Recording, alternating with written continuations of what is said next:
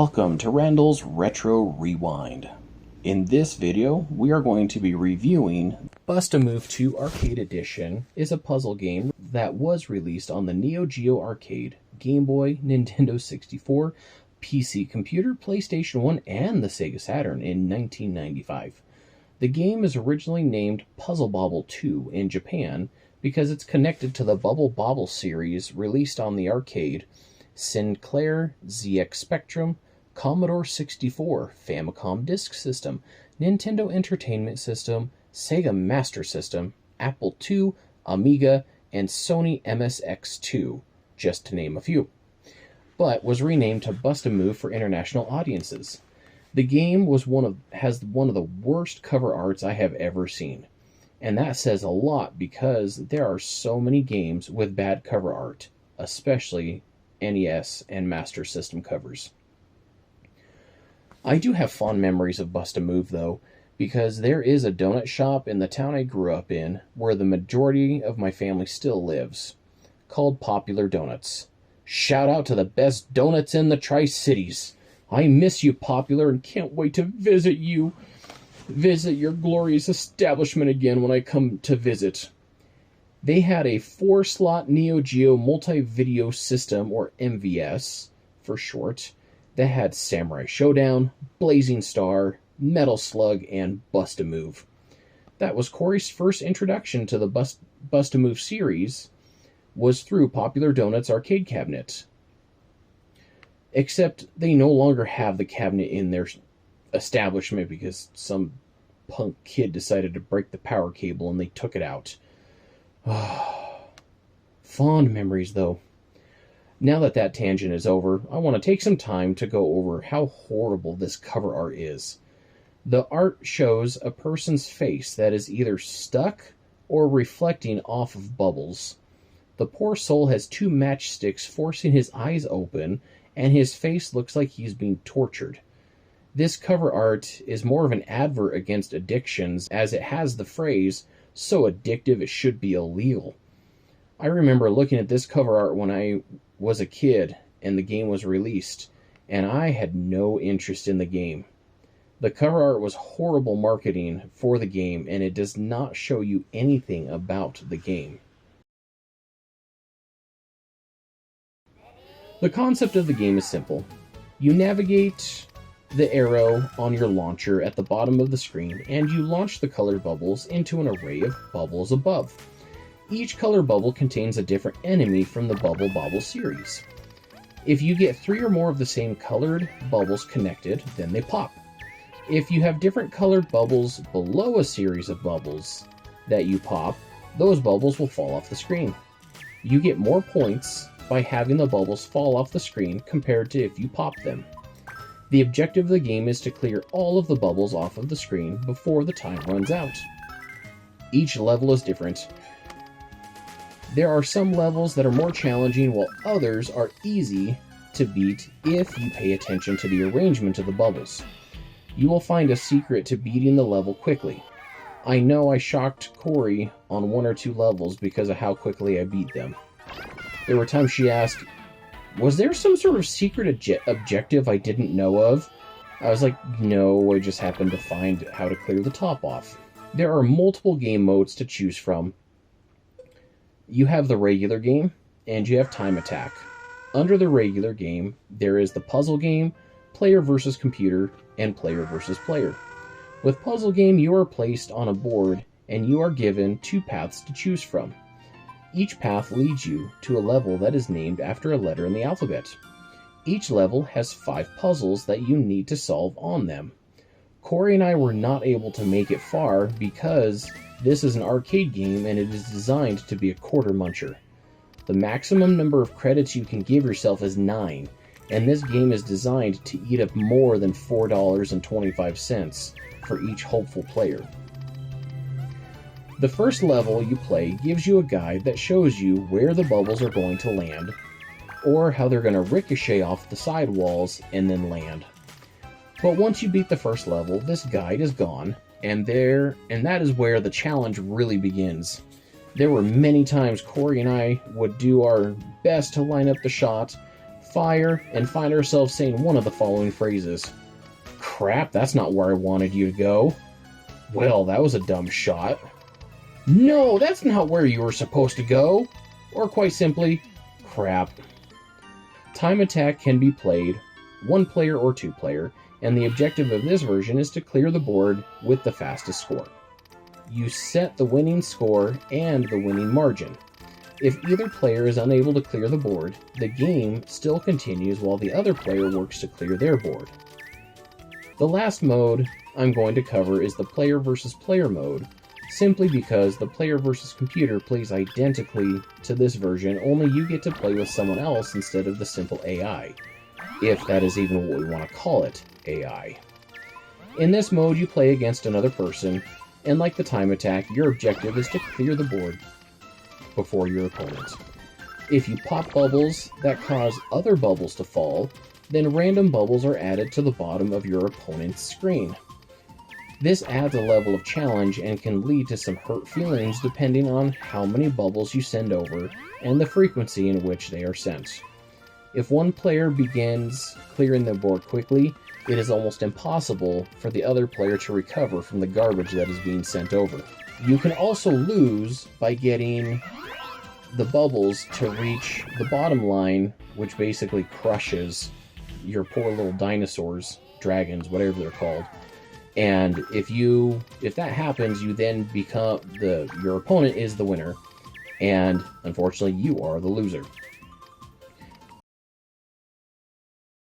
Unfortunately, there is not much of a story to this game. The PlayStation 1 version has only Bub and Bob, who are the two dinosaurs. Technically, they're guys that have been turned into dinosaurs, or dragons, or whatever they are, that are able to shoot bubbles out of their mouths. And Bub and Bob are the only two that you can play as, no matter what mode you play, and there really is no story. It is just an arcade game that's meant to be fun, addictive, and a money muncher, that's for sure.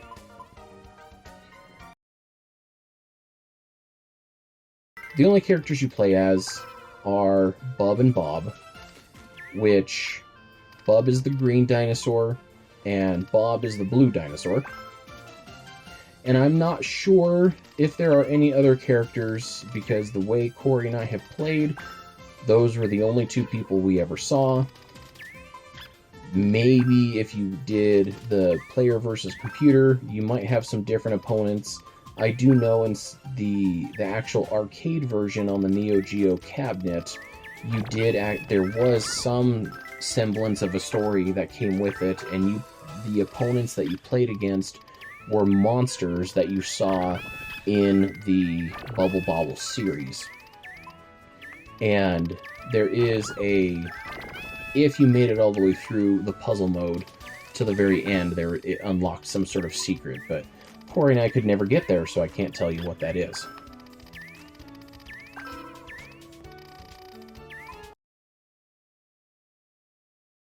The music in this game is fun, very energetic, and yet really annoying at the same time.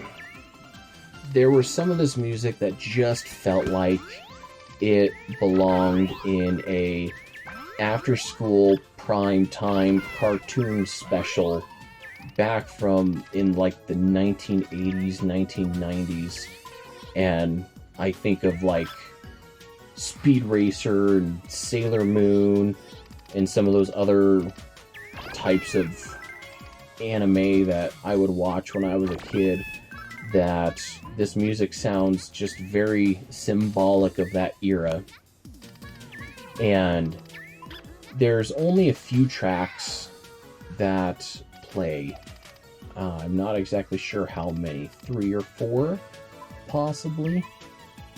And because of the fact there's so few tracks to choose from, it starts to recycle the music, and the music does get redundant and a little annoying after a while.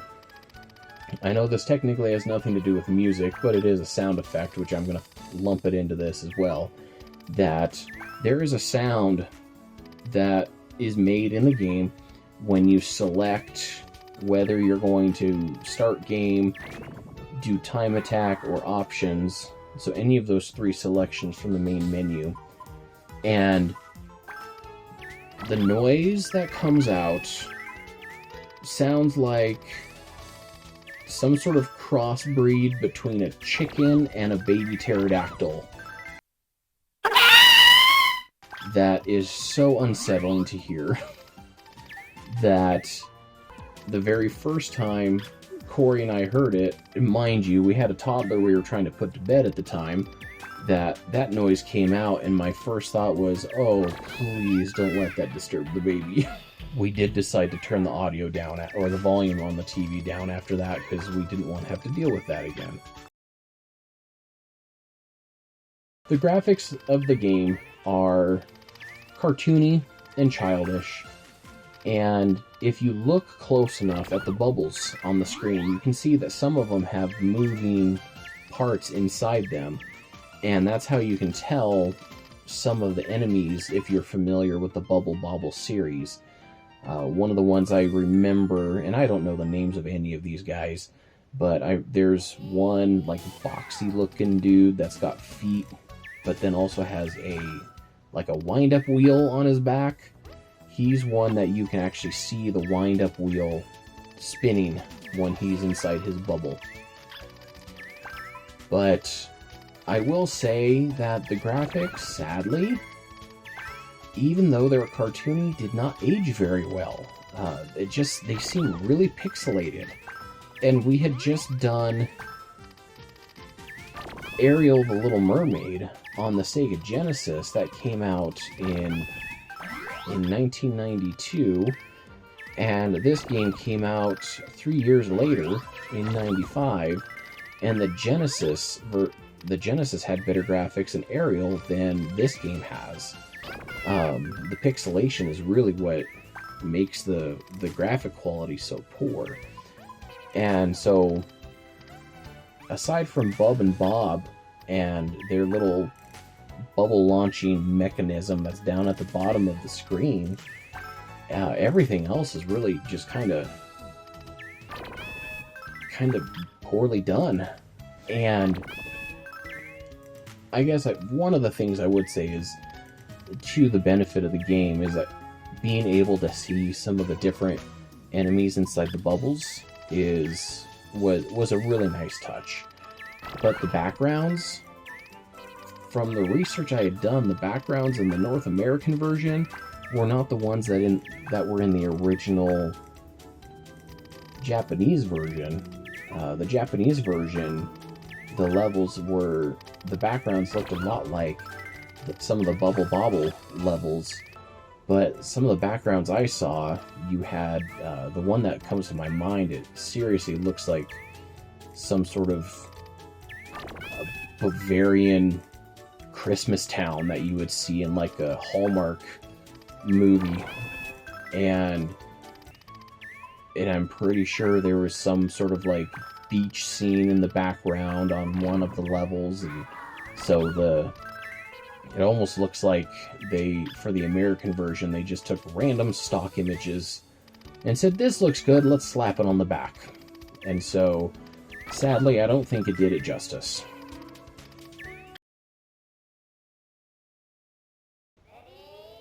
So me being a teacher, of course, I have to do a 0 to 100 F to A type grading system. That just is the way my brain is wired. And so, with Bust a Move 2 Arcade Edition, it had it's got some good spots. It's a great game to sit down and play with other people. It's also a great game to sit down and play by yourself. It does have the typical arcade game challenge, where it's meant to be difficult because they want you to fork over as many quarters as you can to even try and make any progress in the game. And I've realized, especially with some of the mobile games I've played, where I have some of those bubble popping games I've played on mobile, that, man, I've gotten spoiled. If you've only ever played games on a mobile device, you have no idea how easy you got it. And to play this game where it starts out giving you the guide that most mobile bubble popping games give you all the time.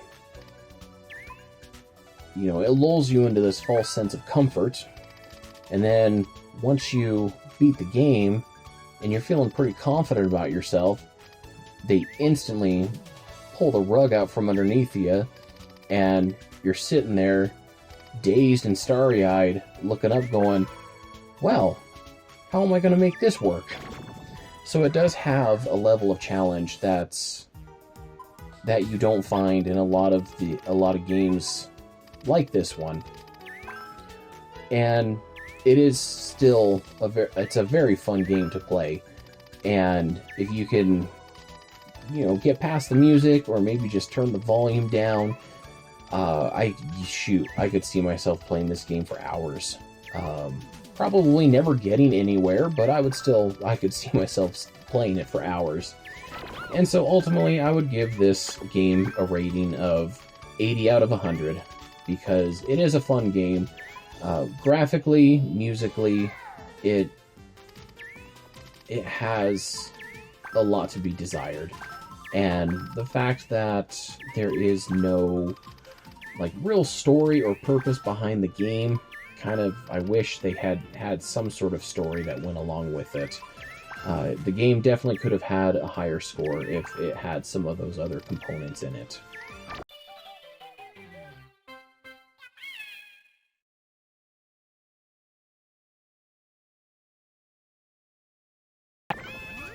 Welcome to Corri's Corner, non-gamers' perspective on video games.